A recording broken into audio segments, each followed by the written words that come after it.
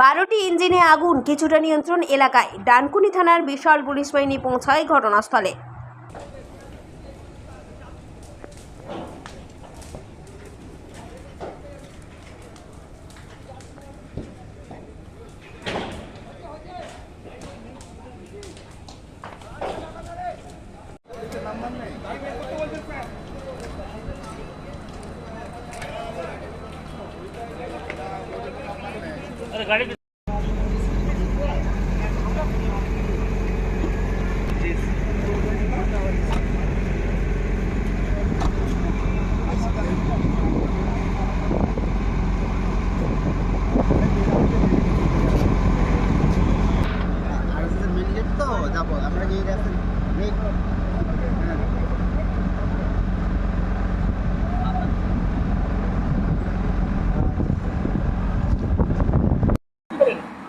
আমি মোটামুটি 5টার সময় দেখতে পেয়েছি।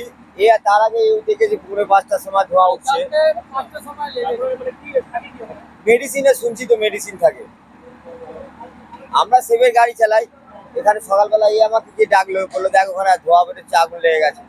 তখন আমরা এসে দেখলাম এরকম ব্যাপার, দমকল তখন আসছে সব। হ্যাঁ, তখন তো বহু কোন থেকে দেওয়ার চেষ্টা করছে। বিল্ডিংটা তো আস্তে আস্তে আস্তে ভেঙে ভেঙে ভেঙে পড়ছে। আমরা না নেবে এত তো এখন এই অবস্থা, সব ভেঙে পড়ছে। আমার নাম Prakash. Bureau report, 99 news Bangla.